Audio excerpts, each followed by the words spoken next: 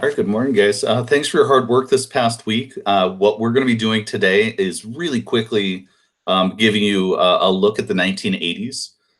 When we do that, we'll be taking a look at Reagan and going into the Bush presidency, George H.W. Bush. And what we'll be taking a look at is some of the current issues that we're wrestling with nowadays, especially since you're about to see the transformative figure who is going to lay out for you what modern republicanism is really about. And so when we think about the Republican Party this summer, one of the things we're curious about is whether or not you'll actually see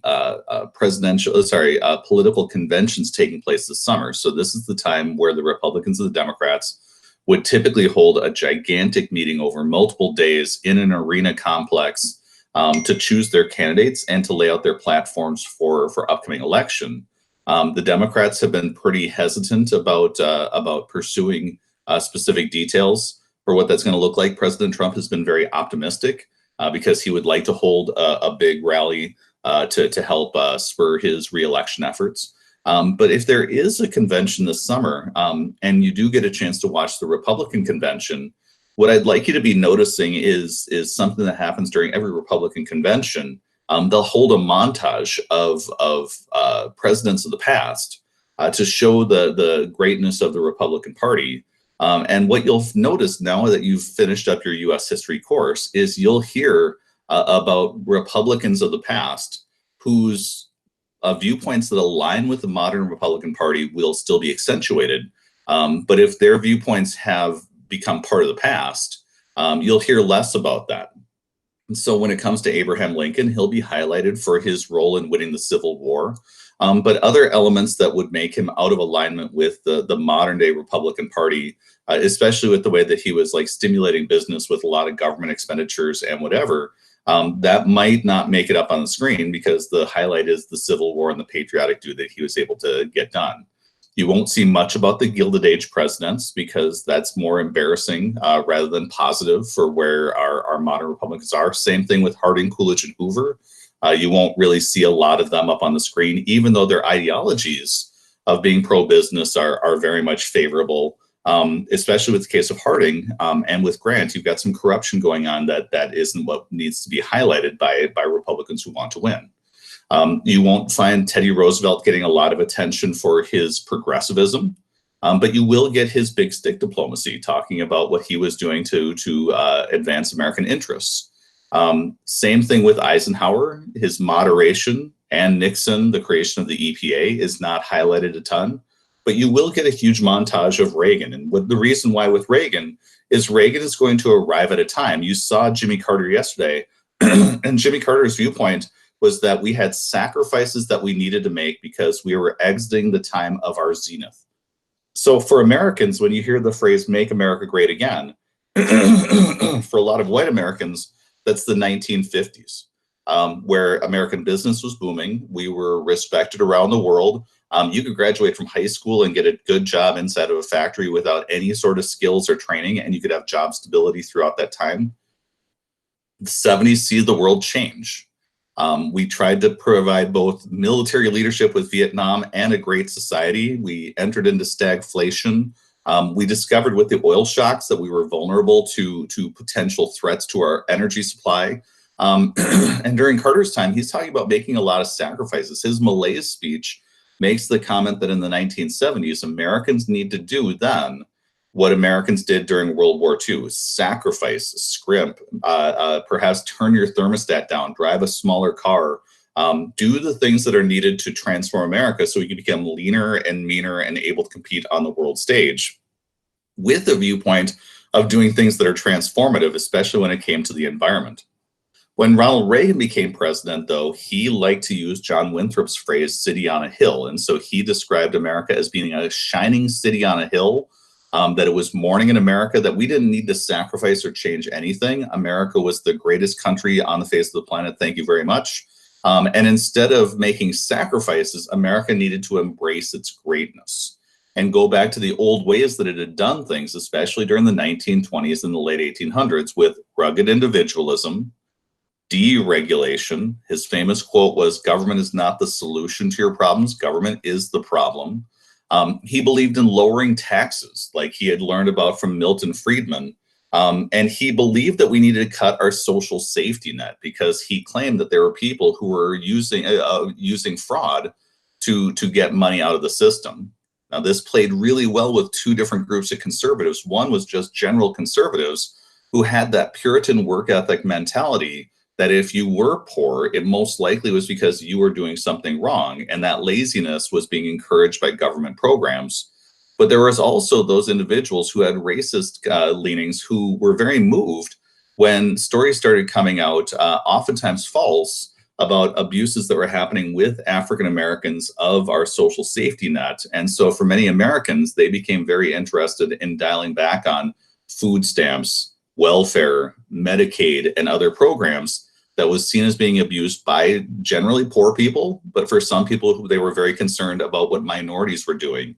And a dynamic started emerging during this time period that African Americans should work their way out of poverty, where many African Americans pointed out that there was still de facto segregation going on that made it really difficult to do so if white people lived in one area and African Americans lived in another area. We're going to find that then when Reagan's viewpoints, he is going to be helped out by a couple pieces of information that for you guys, when you take a look at them, you'll be able to see that while Reagan claims that he hates Keynesian economics, he is going to use elements of Keynesian economics to help the economy recover.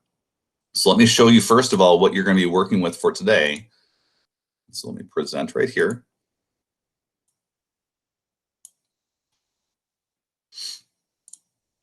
You've got an ed puzzle that I am wanting you to get done sometime this weekend. This is Memorial Day coming up, so you've got a 3-day weekend, Friday, Saturday, Sunday. And for me, you guys have got enough work on your plate with these ed puzzles that tomorrow, this is just all that I'll be giving you to work on. Other than the fact that I sent you an email encouraging you to think about where your grade sits currently, because if you are somebody who is sitting at close to a grade break from P to B or B to A, or else if you're missing work, this would be a great time to be able to make that up over the next couple of weeks. And I'll be reaching out to students in class if you are in that category, or if you've checked out for a while, just to kind of give you some help to be able to get through. If you're also struggling with trying to figure out how to get your grade up, any gaps that you see both when we were out of school, but also when we were in school, AP classroom assignments and other sorts of things that you want to get done at this time, there are some things like tests before we went into our quarantine that can't be made up, but a lot of stuff still can be. And so please make sure you're using this time, both tomorrow and over a 3-day weekend, to be able to get that stuff done. We will return to meeting with one another on Tuesday. For Ronald Reagan, when he entered the presidency, he had that problem with stagflation. And so when he entered into the presidency, he had a choice to make where he had to decide, what do we do to fix an economy that has both crashed, but has prices that are skyrocketing? And so what he decides to do at the start of his presidency is he is going to try to figure out the inflation problem first. And that allows him to try to figure out ways to turn the economy so that the prices aren't going out of control. And so what he does is two things. He's going to make it really hard to get a loan because he makes interest rates from the Federal Reserve gigantically high. When this happens and the interest rates for the Federal Reserve get really high, if you're somebody who depends on like credit cards or other sorts of debt in order to be able to pay for your bills or to buy stuff, you're not going to be able to get a loan that has got any sort of reasonable interest rate to it. So spending drops a ton at the start of Reagan's presidency. This is going to be known as the Reagan recession, where the economy does take a dip. It's a hard shock that takes place. He's continuing what Jimmy Carter had already started at the end of his presidency. And for a lot of poorer people, this becomes a really hard moment because when people stop spending, people lose their jobs. They then go on to unemployment. They start struggling during this time period, and we see a contraction taking place. And at the same time, Reagan is going to try to work out deals with foreign leaders in the Middle East to get access to cheaper oil. Those two things will help prices to drop. And as a result, we get rid of the inflation that's part of our economy. Reagan then starts rapidly deregulating the economy. He starts getting rid of protections for workers and for the environment and other sorts of things, with the argument that if we want to compete against other countries that don't have environmental regulations or workplace regulations, we have to match them. What that means is our environment is going to be taking a hit during this time period. Workers are going to see their standards being impacted as well. And what's going to happen is, even if we lower our regulations a bit, we are now also engaging in open trade with other countries on a larger level. So no matter how much we drop our standards, places like China and other sorts of foreign countries will still be able to create products much cheaper because their standard of living is so much lower than the United States. So we're going to see in the 1980s, a lot of our manufacturing jobs have moved from north to south. They now move out of the country. And for a lot of those workers, they're frustrated and mad, and they're looking for somebody who is a strong person who has answers to their problems. And they very much look to Ronald Reagan. So a lot of our blue collar workers go from being Democrat to Republican, and they're going to be hoping that Ronald Reagan's solution of deregulating, cutting taxes, and doing other sorts of things will help the economy to get better. What Ronald Reagan is also into, though, is he has got the belief that taxes are bad, and he has been influenced by this graphic that I'm about to show you. This is called the Laffer curve. Art Laffer is somebody who is currently working very closely with President Trump on his economic policies as well, and on his coronavirus recovery. And what Art Laffer's argument was, I thought I had my curve right here. His curve is really simple to understand. In his mind, there is an optimal tax amount that we could charge inside the United States, where if you charged a percentage tax, you would get the maximum amount of tax revenue that was available. Now, Art Laffer's view is something that is going to be controversial, because he starts off with a premise that everybody can understand. He says, if we have 0% taxation on any money, you will get $0 in tax money from taxes because you're charging a 0% rate. He also makes the point that if we had a 100% tax rate, like if we took every amount of money that you made in taxes on a yearly basis, why would you ever work? Because all of your money is being taken by the government. The argument gets controversial, though, because he's going to make the argument that the tax code that we have throughout the 1970s is making it so that wealthy people are stopping their work. He is making a claim that there are tax rates that once you move into higher brackets, you're getting taxed at such a level that wealthy people stop wanting to make more money, even though there's no evidence that that's been taking place.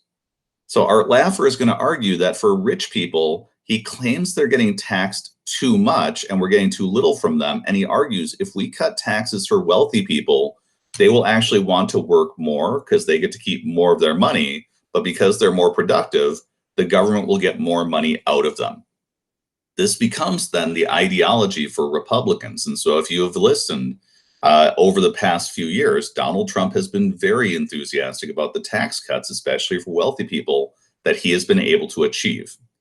During both the Reagan and Bush and the second Bush and the Trump presidencies, this has become a standard for the Republican Party. The idea that if you cut taxes, you will actually get more tax money as a result, because those business owners will take the money, they'll then make their factories bigger, they will then employ more people, and that will help the economy to get better. The dilemma, though, is that for this curve to work without creating gigantic deficits, Ronald Reagan has to figure out then how to deal with our spending. So for Reaganomics, here are the components that I want you to notice, and this will become, again, the part of not just the Reagan presidency, very much during the Bush presidency, very much during the Trump presidency. Ronald Reagan will argue that we need to figure out ways to cut our social spending. He's going to argue that our social programs are making people lazy and dependent on the government, number one, but also they're too expensive and they bring us closer to socialism or communism. Now, the problem is he gets a lot of enthusiasm about cutting Medicaid and food stamp programs for the poor with the argument that rugged individualism is what we need. When he starts focusing on Social Security and Medicare, which helps out old people, the backlash is ferocious. And the problem is those are the two social programs that are costing us the most money, because taking care of old people isn't cheap. But the question is, in a country like ours, is it even right to have a system where we don't protect older people because they're the ones who are the most vulnerable? Our system right now with healthcare gives us healthcare based on your job, but if you're old, it's expected that you retired. So the idea that they shouldn't have health protection or some sort of money to protect them from starvation really seems callous and cold. So for Reagan, he is going to start his presidency by cutting taxes, trying to cut social programs, and when he does, the backlash is so fierce that he leaves them largely alone. He also is going to argue that we need to strengthen our military. So he massively starts pumping money into the military, especially for something called SDI. And it's one of my favorite things to share with my students. This is a missile system in space that is meant to shoot down nuclear weapons when they come towards our country. This program sounds cool. Reagan loved to name things after movies, so he names it Star Wars. It costs us billions of dollars. And so I have a lot of kids who are like, cool, that sounds awesome. And it's never worked. And so we spend tons of money, which helps to put the Russians in a bankruptcy and helps us to end the Cold War at the end of the Reagan and beginning of the Bush presidencies. But it also creates a gigantic debt for you and I. The final thing we need to pay attention to, though, is for Ronald Reagan. He will claim that he hates Keynesian economics. But if you think about it, in this stagflation, what he has chosen to do is cut taxes, just like John Maynard Keynes said. He is increasing military spending, kind of like we did during World War II, and we have an economic boom. We also are going to have huge innovations in computers in the 1980s, which will help our economy to soar even more throughout the 1980s and 1990s. We don't cut our social programs, even though Reagan announces that we should absolutely be doing that. So the final element I need to highlight for you is the legacy that we get with Ronald Reagan. Because in the Reagan time period, starting right here, you see our deficits get big. We start spending more money than we're taking in during this time period. And as a result, we are now creating a debt. So each year that we have a deficit where we spend more money than we take in, we are adding debt that you get to pay back for us. During this time period, Reagan and Bush are going to be running pretty big deficits, even though they claim that they hate deficits. When we get to the time period of Bill Clinton, our next Democrat, he is the only president in recent history to actually get rid of our deficit. He does so with Republicans in Congress, and it's done through compromise. And so what we're going to see is during his time period, he will cut social programs. He will also cut military spending. He will increase taxes, and our deficit goes away. And for a period of time, we actually have a period right before George W. Bush where we were trying to figure out, what do we do with all of this extra money that we now have? Do we start paying down our debt? Do we start creating other programs? It was a really neat moment until we got to 2001 with September 11th. And then we started laying out, number one, massive outlays of money for our war on terrorism. We also then had George W. Bush, who is going to cut our taxes, which was going to create more of a deficit, but it will stimulate the economy. And we'll find that our current president has the same sort of ideology. So when the president has been running recently on how great his economy has been doing, it has been. He cut taxes. He didn't touch social programs. He wanted to, but he wasn't able to get that done. Massively ramped up military spending. So for the past few years, we have had a deficit each year where we have spent $1 trillion more than we have actually taken in through taxes. And so we're going to find that that kind of becomes our normal that we have nowadays. We are doing a lot of deficit spending because the hard choices we have to make about either taxes, social programs, or military programs, those are really hard decisions to make. And even more so is the phrase, okay, boomer, because of the fact that the baby boomers right now are the ones using Social Security and Medicare.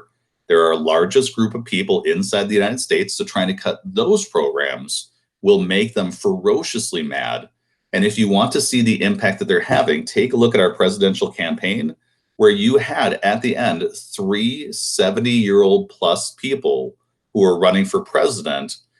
You can thank the boomers for that. And so where you guys are living right now, we have got a lot of debt that's being accrued because you've got a generation that is very much not wanting to make those hard decisions currently. And they have very much different viewpoints between the Republicans and the Democrats as far as how to make the economy run and what we should be prioritizing.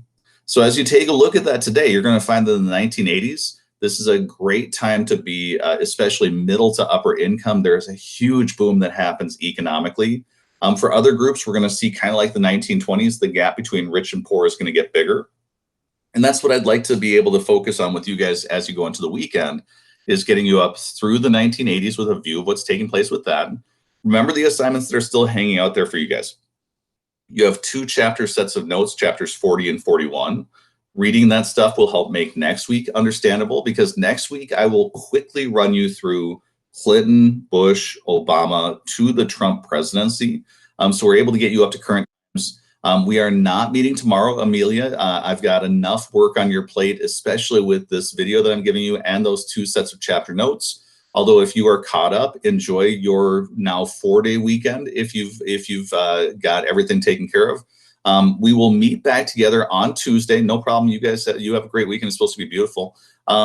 If you need anything, especially if you're one of my kids who has had issues with e-learning and you've got gaps in the grade book, and you're not certain how to fix them, reach out to me. I went through a lot of grading last night. I went through all of my Schoology messages. I'm now trying to backtrack through my emails. So you should see your grade getting more and more up to date. So hopefully by the end of the weekend, my grades are fully up to speed and you can see accurately where you're sitting.